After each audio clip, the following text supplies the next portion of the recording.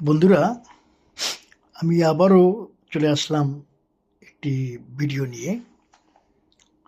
সেটা হলো আমার বাস্তব জীবনের কিছু ঘটনা নিয়ে আমি পর্ব তৈরি করতে চাচ্ছিলাম, কিন্তু পর্ব না করে মানে ওই কিছুদিন পর পর হয়তোবা আমি আসবো। এভাবে আমার কিছু ঘটনা শেয়ার করব আপনাদের সাথে।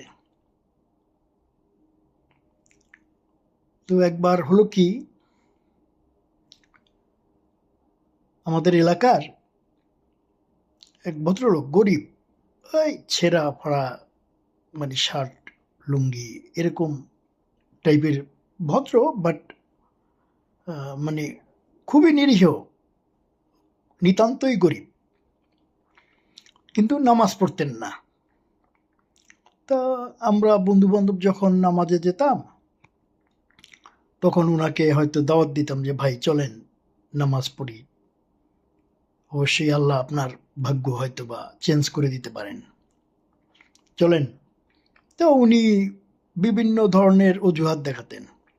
আজকে কাপড় পাক নাই, নয়তো প্রস্রাব করে পানি নেই নাই, কি গোসল করি নাই, মানে এহেন ধরনের বিভিন্ন মানে তার অজুহাত।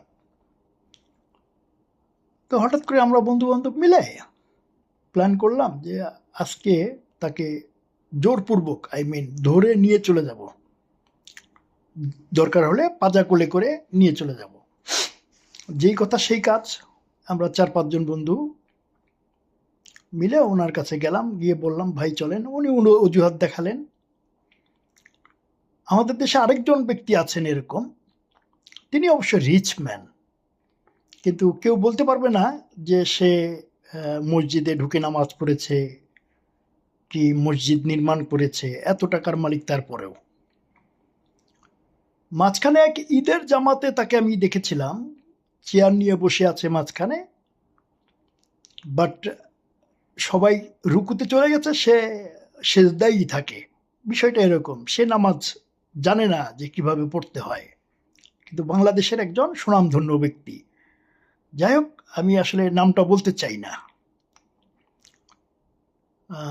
তো এই ব্যক্তিটা হলো নিরীহ, একদম নিতান্তই গরিব, আর উনি হচ্ছেন রিচ।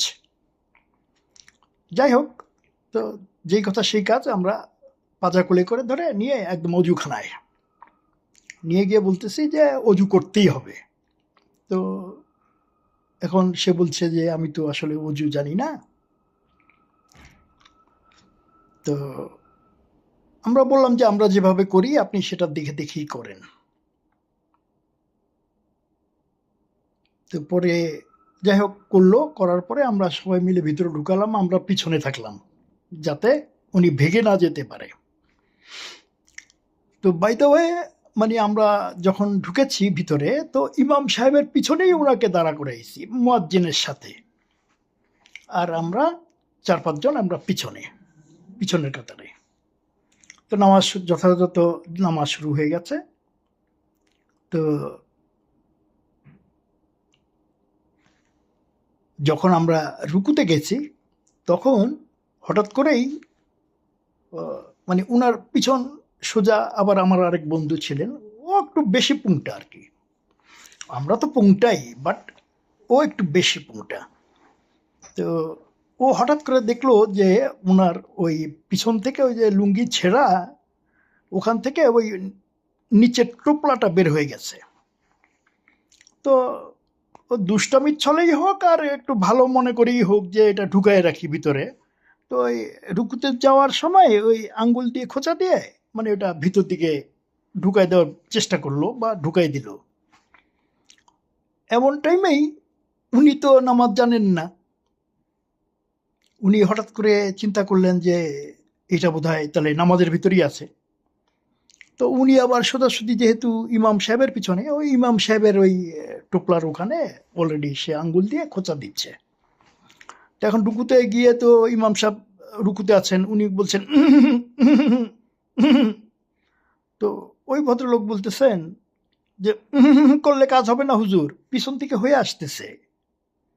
তো এই হলো ঘটনা।